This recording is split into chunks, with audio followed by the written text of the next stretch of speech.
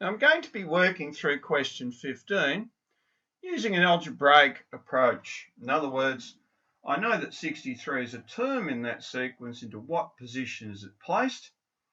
I'm going to have to firstly find the rule, then solve for n. So once I've got my rule, I'll solve for n. Now in this first case, a is equal to 7.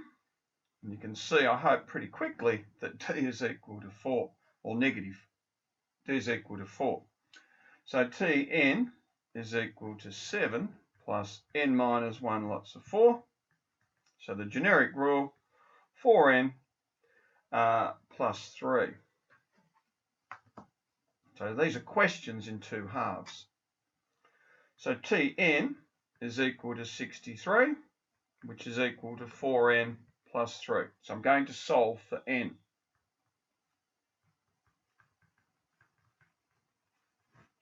Transposing,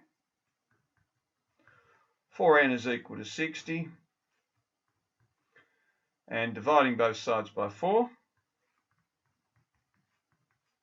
gives us n is equal to 15.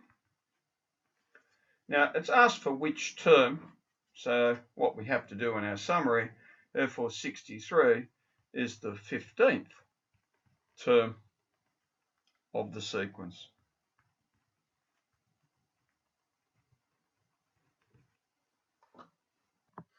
When it comes to part B, in a very similar way, a is 15, d is equal to negative 3.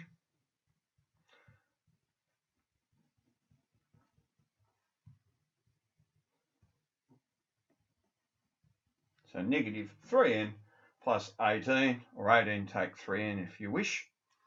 Now in 15b, I'm after where minus 15 is, or negative 15.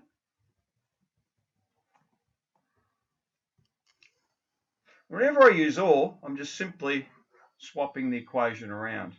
I always like having my n term, my x term, on the left-hand side, my unknown. So when I transpose that, n is negative 3n is equal to negative 33, dividing both sides by negative 3, 11. So therefore, negative 15 is going to be the 11th term. Now in part C, very clearly, first term's negative 24, we're adding 7.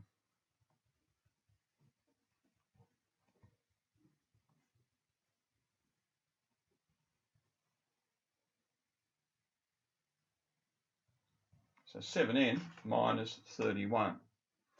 In this question, we want to know which term 46 is.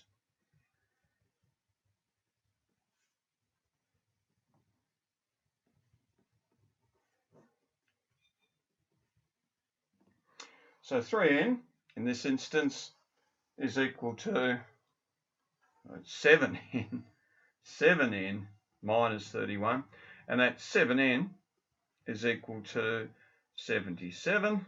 N is clearly the 11th, so second question in a row, we've got the 11th term.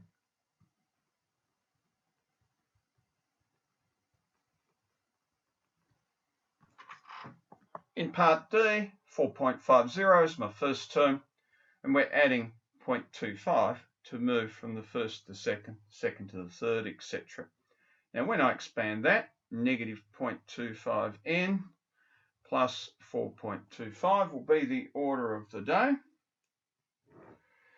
Now I'm after 12.25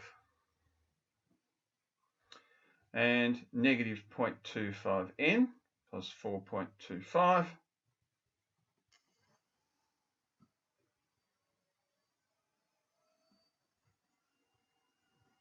So transposing again, and that gives me n is equal to 32. So therefore the 32nd term is going to be 8. 12.25.